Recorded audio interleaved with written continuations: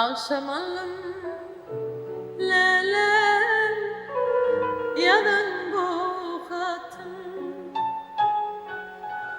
yalvaryan edim bağışlay beni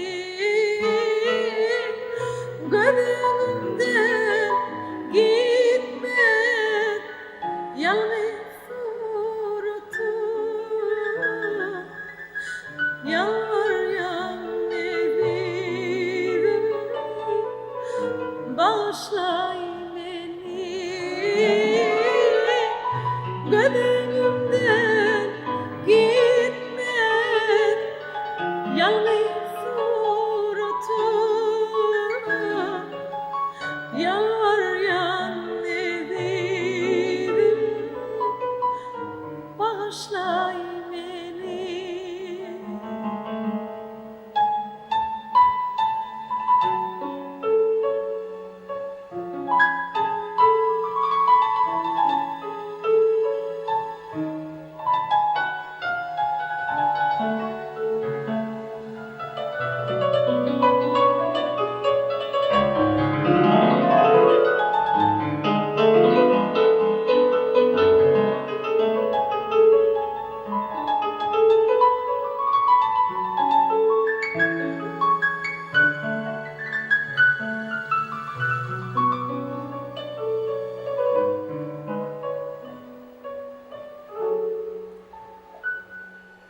Senin bilen duşum şanım yadımda senin bilen hoşlaşanım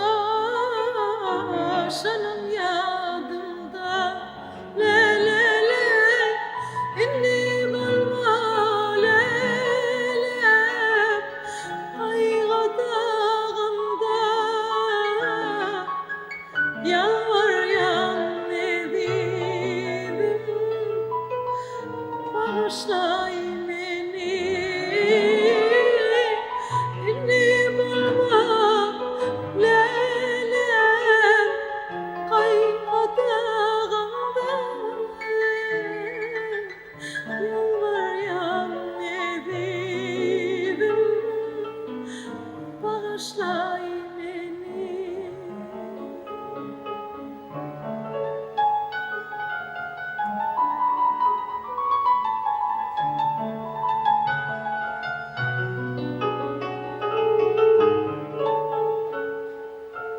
Varacak yerlerime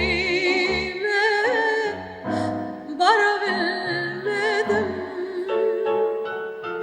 Aydek cemalini yar görebilmedim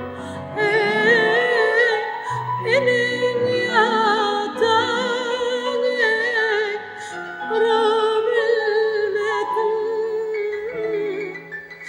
Yalvaryan edim bağışlay